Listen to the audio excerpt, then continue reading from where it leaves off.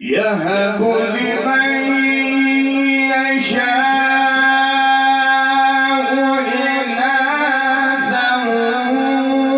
ويهب لمن يشاء الذكور أو يزوجهم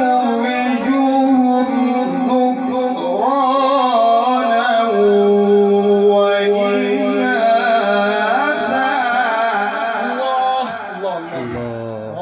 صبغتكم ما شاء الله. ما شاء الله. أنت صاحب المقامات يا شيخ. جيد. أحسن.